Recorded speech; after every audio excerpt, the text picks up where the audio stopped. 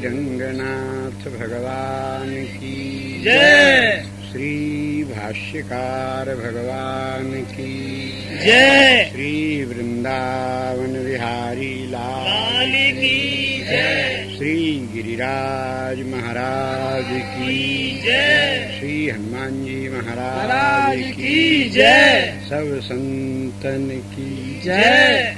जय जय श्री राधे। श्रीमते रामानुजाय नमः। श्री जानकी कांत स्मरण। नारायणं नमस्कृत्य नरं चैव नरोत्तमं देवीं सरस्वतीं व्यासं ततो जयमुदीरये। श्री सूत जी महाराज कथा वर्णन करते हैं। बोले, भगवान नर नारायण को नमस्कार करके देवी सरस्वती एवं वेदव्यास जी का अभिनंदन करके तब श्रीमद् भागवत की कथा कहनी सुननी चाहिए। व्यासाय नमः। नवमी शारण्य में श्री सूत जी कहते हैं कि गंगा तट पर महाराज परीक्षित के सामने जब श्री शुकदेव विराजे हैं, राजा के प्रश्नों को सुन करके मगन ध्यान रस दंड युग पुनिमन बार की 2 घड़ी नेत्र बंद करके भगवान का ध्यान करते रहे और फिर कृपा पूर्वक नेत्र खोल करके राजा की ओर देखे। श्री शुकदेव जी महाराज कथारंभ करते हुए मंगलाचरण करते। ओम जन्माद्यस्य यतोऽन्वयादितरतश्चार्थेष्वभिज्ञस्वराट् तेने ब्रह्म हृदाय आदिकवये मुह्यन्ति यत्सूरयः तेजो वारिमृदां यथा विनिमयो यत्र त्रिसर्गो मृषा धाम्ना स्वेन सदा निरस्तकुहकम् सत्यं परम धीमहि। जन्मादि क्रिया सारे विराट की जिससे होती है, जिसमें स्थिति है और अंत में व्यतिक्रम से फिर जिनमें प्रवेश कर जाती है, इस तत्व सत्य का ज्ञान सृष्टिकर्ता ब्रह्मा जी को जिन्होंने हृदय में प्रदान किया, जिस तत्व ज्ञान ब्रह्म ज्ञान के लिए नित्य सूरी लोग भी बहुत मुश्किल से समझ पाते हैं, ऐसे परम सत्य स्वरूप भगवान का मैं ध्यान करता हूं। ये ऋषियों की पद्धति है। सत्य की शपथ ग्रहण करके, सत्य का वंदन करके, सत्य की धारणा करके तब किसी वाक्य को कहते हैं। इसलिए ऋषियों की वाणी कभी मृषा होती है। प्रत्यक्ष दिखने वाला सूर्य झूठा हो सकता है, पर आप्त ऋषियों की वाणी कभी असत्य नहीं। उत्तराभिमुख होकर कुशासन पर बैठकर सत्य की शपथ ग्रहण करके तब महर्षिगण कुछ कहते। अल्पज्ञ प्राणियों को समझ में नहीं आता। एक बार भीमसेन को भगवान श्री कृष्ण समझा रहे थे सत्संग के विषय में कि भगवान का ध्यान करो तो जन्मांतरों के 1000 पाप प्रकट होकर के विघ्न करते।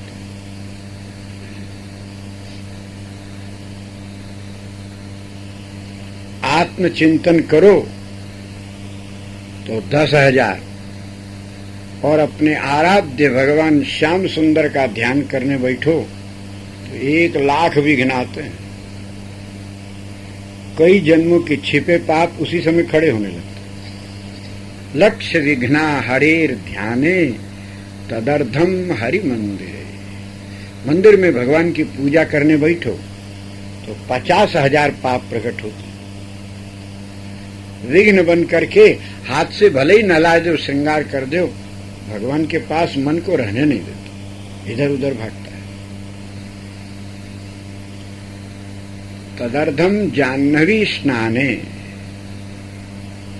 25,000 विघ्न गंगा स्नान के समय में आते। गंगा जी जाने के बाद भी नहीं नहाने देते, देख करके चलावेगा, हो गया करेगा, जल का छींटा दे के आवेगा, नहीं स्नान करेगा, पाप पूर्व जन्म का नहीं नहाने देता। और तदर्थम दान कर्म, दान धर्म करना चाहो तो 12,500 पाप प्रकट होते हैं। तो सखा व्याकुल हो रहे हैं, परेशान हो रहे हैं, अगल बगल में सुख का अनुभव करते हैं, पर ये आनंद घन मिलता नहीं है। इसमें जो हार करके रोना शुरू कर देता है, तब कन्हैया उसके सामने प्रकट हो जाता है। नकली रोने से नहीं। गोपियों ने बहुत खोजा, लीलानुकरण किया, अनेक साधन किए, अंत में जब कुछ नहीं हुआ तो रुरुदु सुस्वरम राजन कृष्ण दर्शन लालसा, रोना शुरू कर दिया। तासाम आविर्भूत, उन्हीं के बीच में प्रकट हो गए। तो ये लाला की आंख मिचौनी में आप सब हम हैं, और ये हमें लोगों में कहीं छिपा है, वो पते नहीं चलता है। ये जानते हुए सुनते हुए कि सर्वरूप श्री कृष्ण है, नहीं बनता है। ये ज्ञान टिकता नहीं है। और यदि ये मालूम हो जाए कि ये सब कन्हैया है, तो मंच पर बैठकर कथा कहने की हिम्मत पड़ेगी? श्री कृष्ण को कोई सुनाएगा? किसी को मंत्र दीक्षा चेला बनाने की हिम्मत पड़ेगी? सामने श्री कृष्ण है, किसको तुम शिक्षा दीक्षा देने जा रहे हो? संसार अज्ञान से चलता है। इसमें कहने वाले सुनने वाले सभी अज्ञानी हैं, एक दूसरे से थोड़े ज्यादा ज्ञानी हैं। तो अपने से थोड़े विशेष हों तो उनका आदर किया जाता है। बाकी कोई भी पहुंचा हुआ नहीं है। दिल्ली पहुंचा हुआ होगा तो आपको यहाँ कैसे मिलेगा? यहाँ जो मिल रहा है वो एक भी दिल्ली नहीं पहुंचा है। दिल्ली में जाने के बाद ही पहुंचे हुए मिलेंगे। तो नित्य धाम में, नित्य लीला में प्रवेश करने के बाद ही पहुंचे हुए मिलते हैं। आपको भ्रम हो गया कि फलाने संत पहुंचे हुए हैं, दोनों पहुंचे नहीं। हाँ, उनको मार्ग का ज्ञान है, नक्शा जानते हैं, इसलिए आपको बता सकते हैं कि रास्ता कैसा है। पहुंचे हुए भी नहीं है। जो रास्ते में मिल रहा हो पहुंचा किधर है? तो जीवात्मा को भ्रम हो जाता है। यही भ्रम संसार है। तो जीवात्मा भगवान के बनाए नहीं हैं, इसलिए भगवान चाह करके भी एक जीव को भी मिटा नहीं सकते, न एक को बना सकते हैं। ये अनंत अनंत जीव हैं और सदा के हैं और भगवान से सटे भय हैं। पर नीचे की ओर आए हैं खोजने के लिए, तो कन्हैया मिल नहीं रहा है, परेशान हो रहे हैं। अब कैसे करें? तो इनमें जो जानकार हैं वो बताते हैं, थोड़ा दान करो, धर्म करो, रामायण सुनो, भागवत सुनो, अयोध्या वृंदावन वास करो, तो धाम की कृपा से, नाम की कृपा से, कथा की कृपा से, लीला की कृपा से अहंकार मिटेगा, तब रोना आवेगा। रोना आता नहीं है, संसार के लिए रोना आता है, श्याम के लिए रोना आता नहीं। थोड़ा बहुत रामायण भागवत पढ़ते में या कथा सुनते में जो आंखों में आंसू आते हैं, इसमें भी प्रेम की भावना कम, दिखाने की भावना अधिक होती है। आंसू आते ही अगल बगल ताकता है, हमको कोई देख रहा हो तो आंसू नहीं पूछेगा, थोड़ी दूर लोग देख लें कि प्रेमी है। और या कम ही आंसू आए होंगे तो कपड़ा लेकर के ऐसे करके थोड़ा नाटक करेगा, लोग सोचेंगे बड़ा प्रेमी है। ठाकुर सब समझता है, लाला अंगूठा दिखाता है, नाटक तुमसे ज्यादा हम करते हैं। ये नाटक वाटक चले नहीं। हृदय फटने लग जाए अपने कन्हैया के बिना, प्राण व्याकुल हो जाए, तब तासा माविर्भूत, तब प्रकट होता है ये आनंद कंद। ये सारा संसार लाला की आंख मिचौनी है। वो अपन लोग सब भगवान के सखा हैं, वो अपने से अपना प्रियतम बिछड़ा है, इसलिए खोज में लगे हैं। आनंद ही ब्रह्म है, आनंदम ब्रह्मेति विजानीयात्। अब आनंद को, जिसको जहां भ्रम हो रहा है, कोई रुपया में, कोई पैसा में, कोई माल में, कोई मकान में, कोई स्त्री में, कोई मित्र में, कलत्र में आनंद खोजता है। आनंद तो आनंद कंद में है, दूसरी जगह तो छाया पड़ती है। एक राजा का हार, रानी का हार चील ले गई। अब 9 लाख हार राजा ने सिपाहियों को दौड़ाया, देखो चील कहाँ जाती है, कहीं भी हार को खोज के लाओ, जो खोज के लाएगा उसको 1 लाख रुपया इनाम दिया जाएगा। मार सिपाही घोड़ों पर दौड़े, चील कहाँ उड़ गई कहाँ पता। घोड़े पर दौड़े दौड़े सिपाही एक जा रहे थे, एक तालाब दिखा, तो एक सिपाही ने कहा, अरे रुको रुको, क्या है? बोले वो तालाब में हार पड़ा है। तालाब में हार देखा, सब सिपाही घोड़ों पर से उतरे, छकाछक कूद गए। जिनको तैरना आता वो कूद गए, लगे डुबकी लगा लगा खोजने। और जिसने बताया, ये बेचारे को तैरना नहीं आता है, किनारे खड़ा खड़ा ताक रहा है। अब वो डूब डूब करके परेशान हो रहे हैं, हार मिलता है ही नहीं। जब खड़े होते हैं, पानी स्थिर होता है तो फिर हार दिखने लगता है, फिर छपाछप कूदते हैं। एक संत उधर से आया, काहे को तालाब गंदा कर रहे हो, नहा नहा के निकलो। बोले ना थोड़ रहे महाराज, इसमें हीरों का हार राजा का पड़ा, उसी को खोज रहे हैं। कहाँ है? बोले उसी में है। सब लोग निकल गए, थोड़ी देर में जल स्थिर हुआ। बोले महाराज वो हार है तो ले लो। बोले जब तक कोशिश कर रहे हैं मिल नहीं रहा है। तुम लोग गुरु दीक्षा लिए हो? बोले कि नहीं। मंत्र नहीं लिए? बोले कि नहीं। तो कैसे मिलेगा? पहले हार किसने देखा? सब लोगों ने कहा महाराज आप मंत्र दे दो, हम लोगों को हार मिल जाए ऐसा मंत्र। बोले हार पहले किसने देखा? तो बोला महाराज देखा तो हमने, पर हमको तैरना नहीं आता, आओ तुमको मंत्र देते। तो पास में आया, बोले कान इधर करो। कान करती, कान को पकड़ के ऐंठ दिया गुरु महाराज। आए आए आए, अरे महाराज हार वहां। बोले हाँ वहां, उसकी छाया है। जब कोई गुरु कान ऐंठ करके लक्ष्य में मन लगा देता है, उसका नाम लक्ष्य मन। ये रामानुज है, मन को लक्ष्य में लगाने वाला। ये गुरु तत्व है। जब इसने कान ऐंठ कर लक्ष्य को ठीक किया, बस। और लोगों को तैरना आता था पर वृक्ष पर चढ़ना नहीं आता था, और इसको वृक्ष पर चढ़ना आता था, तैरना नहीं आता था। ये हार उतार रहा है। ऐसे भगवान की जय। ऐसे ये आनंद सिंधु भगवान श्याम को छोड़कर संसार में आनंद खोजता है। इसमें प्रतिबिंब है, परिश्रम हाथ लगेगा, मिलेगा कुछ है ये नहीं, क्योंकि है ही नहीं। और आनंद कंद तो आपके हृदय में बैठा है। मृग नाभि में सुगंधी, ढूंढे वो घास गंधी। इसलिए ये जीवात्मा परमात्मा से आंख मिचोने में बिछड़ कर नीचे आ गए हैं। नीचे जो किरणें आती हैं उसी में विक्षेप होता है। ऊपर तो न बादल है, न हवाई जहाज है, न मकान है, न खिड़की है, न वृक्ष है। सूरज की किरणों को रोकने का कोई उधर कारण ही नहीं है। इधर बहुत प्रपंच है।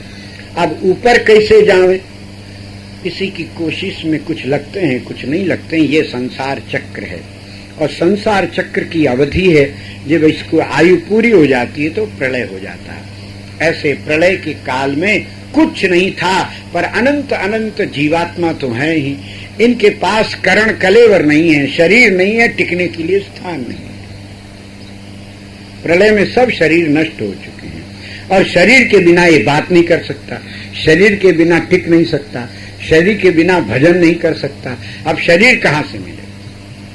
तब सभी जीव जब व्याकुल हो गए, आपके मुंह में टेप लगा दे, बोल नहीं पाओ और नाक बंद कर दे तो कैसी व्याकुलता होगी?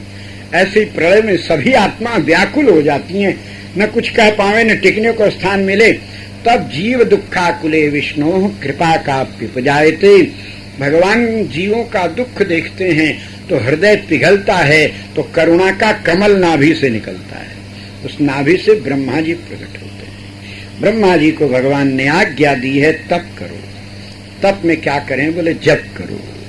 जप में कौन जप करें? तो भगवान ने स्वयं मंत्र प्रदान किया है और कहा इस मंत्र का जप करो। मंत्र के पंचांग बताए, ध्यान बताए, साथ में पूजा बताई। पूजा किए बिना किया हुआ जप या प्रार्थना सुनी नहीं जाती। पहले थोड़ी पूजा करो, पूजा के बाद तब जप करो, तब प्रार्थना करो तो सुनी जाए। इसलिए भगवान ने मन मना भव मद भक्तो मद याजी, मेरा पूजन करो और तब माम नमस्कुरु, नमस्कार करके तब प्रार्थना करो तो सुनी जाए। आजकल लोग पूजा तो करते नहीं, प्रार्थना करते हैं। प्रार्थना सभा जुटाओ, ये दिखाने की प्रार्थना है। ऐसी प्रार्थना ठाकुर सुनता समझता नहीं। ये लाला को मैया बाबा ने पढ़ाया है ये नहीं ना, इसलिए आपकी वो व्याकरण की भाषा और दिखावटी भाषा समझ। मन की भाषा तो हमारा लाला गायों की भी समझ लेता है, बछड़ों से भी बात कर लेता है बड़े प्रेम से। तो आप मन से कुछ बोलो तो ये समझता है, और ऊपर की भाषा समझ में इनको आती नहीं। हृदय विहारी है, इसलिए पहले पूजा करके तब प्रार्थना करो। ब्रह्मा जी की पूजा के लिए श्री रंग मूर्ति का प्रागट्य भया है, भगवान रंगनाथ प्रकट हुए। ब्रह्मा जी इनकी पूजा करके तपशक्ति प्राप्त किए हैं, और तब सृष्टि का प्रकरण आया तो ब्रह्मा जी महाराज सोचे पृथ्वी, तो भगवान ने पृथ्वी को प्रकट किया। अनेक कथाएं चलती हैं एक साथ में, बोलने के लिए एक के बाद एक बोलना पड़ता है। ब्रह्मा जी ने सृष्टि की, जल में से पृथ्वी का प्रादुर्भाव भया है।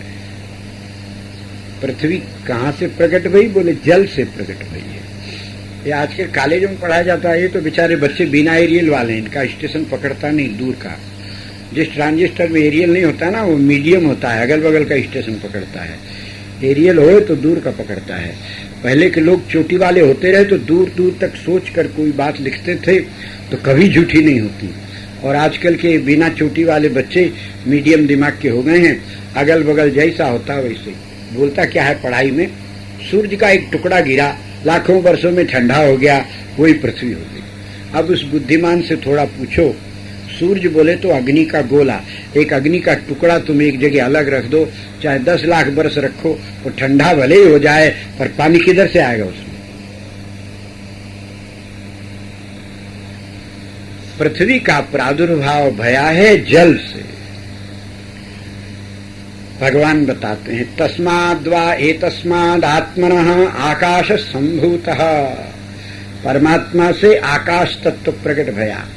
आकाशाद वायु, वायोरग्नि, अग्नेरापः, अद्भ्य पृथ्वी, पृथिव्याम औषधयः। ये क्रम है। अब इसका अनुसंधान करना हो तो सवेरे मैदान में खड़े हो जाओ और अनुभव करो, अहम ब्रह्मास्मि। राजा का बेटा राजा ही होता ना, वो परमात्मा का अंश है, इसलिए अंश में ही ब्रह्मांश है, इसलिए अनुभव करो अहम हम। अब भगवान ने आंख खोली तो क्या भया? बोले खाली जगह दिखी। प्रलय में कुछ नहीं रहता, खाली जगह होती ना। आकाश पहला तत्व है, इसलिए इसका एक ही गुण है, एक ही धर्म है। आकाश का गुण है शब्द ग्रहण करना और धर्म है सबको जगह देना। सारे विराट को जगह आकाश ही देता है। ये अनंत अनंत सूर्य तारा नक्षत्र सब आकाश के भीतर। आकाश अवकाश देता है और शब्द ग्रहण करता है। एक ही गुण है शब्द ग्रहण करना। आकाशाद वायु, आकाश से वायु प्रकट भई, तो वायु दूसरा है। इसमें शब्द भी है और स्पर्श भी है। हवा आवाज भी करती है और छूती भी है, पर रूप नहीं है, इसमें दिखती नहीं।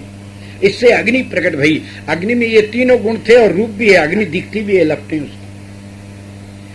और अग्नि से जल उत्पन्न भया है, तो जल में वो पहले वाले गुण तो है, एक रस भी है, रूप भी है, स्पर्श भी है, रस भी है। और अद्भ्य पृथ्वी ही, उससे पृथ्वी भई। इसमें पहले के 4 गुण है और एक गंध भी है, तत्र गंधवती पृथ्वी।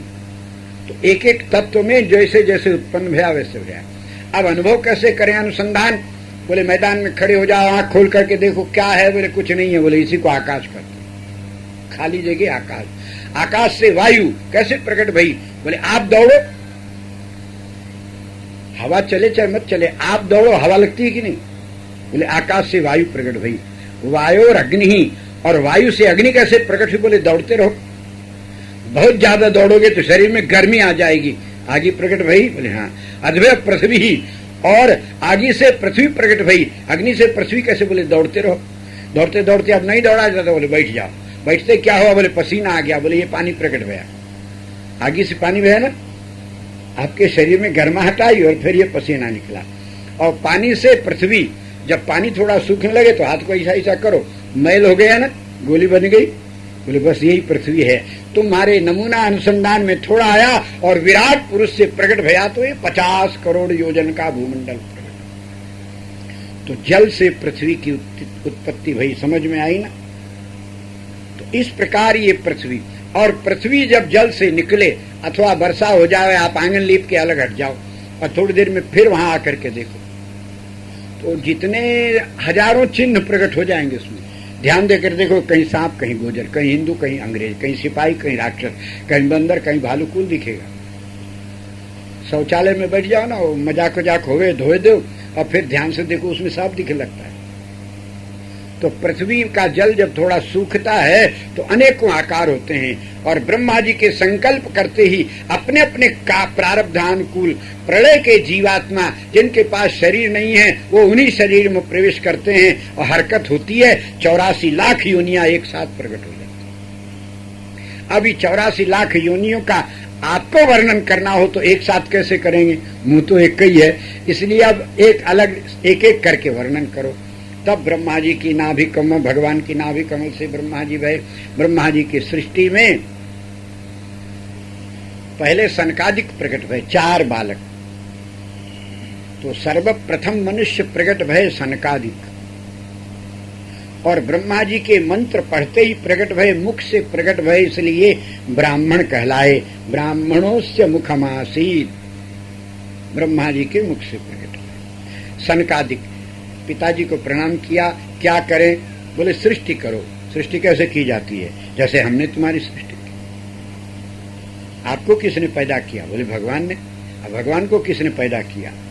बोले भगवान को कोई नहीं करता, भगवान ही सबको करते हैं। तो सनकादिकों ने प्रणाम करके कहा, जब सबको पैदा करना भगवान का काम, तो बीच में हम काहे को चक्कर में पड़े, वो कर लेंगे। हरि शरणम, वो भजन करने चले।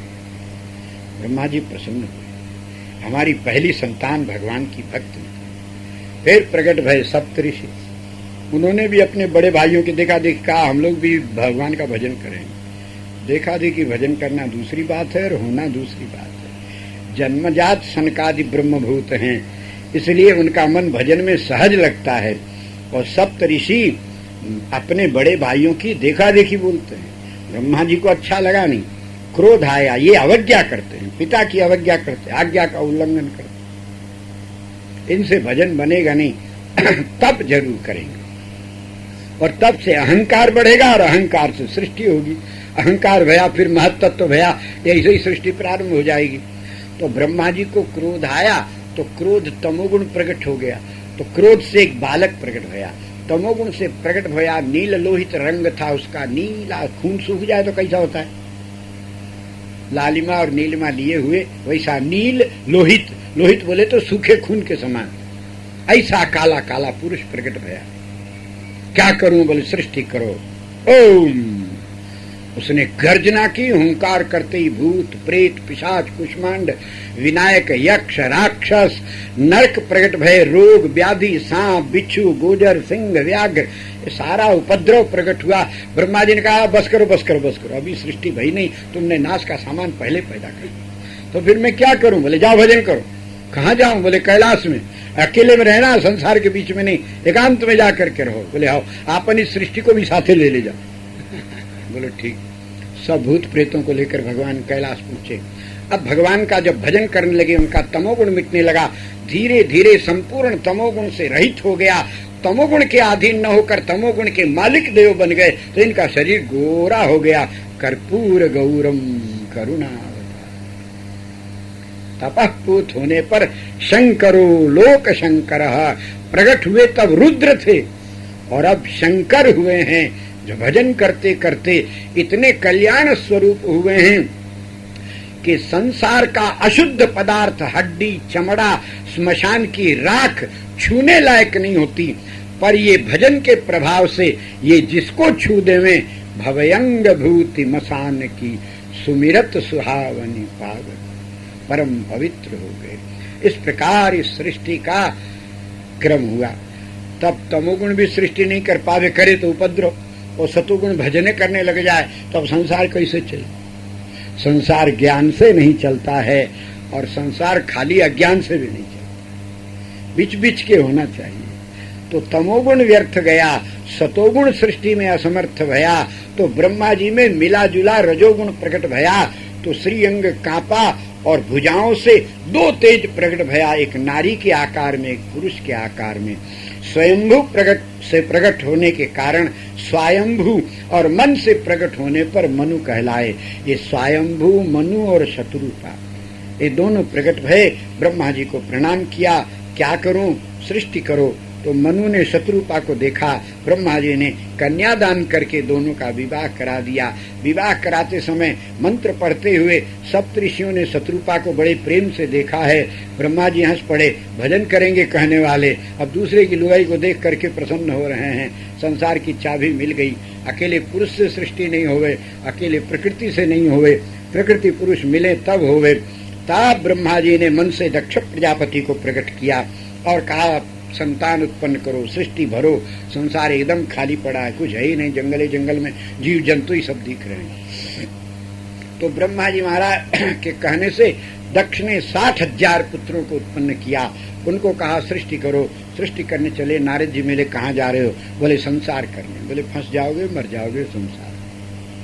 महाराज संसार करने वाला मर जाता है, फंस जाता है? बोले ज्ञान होता है तो नहीं फंसता है। ब्रह्मा जी संसार करते हैं पर वो नहीं फंसते।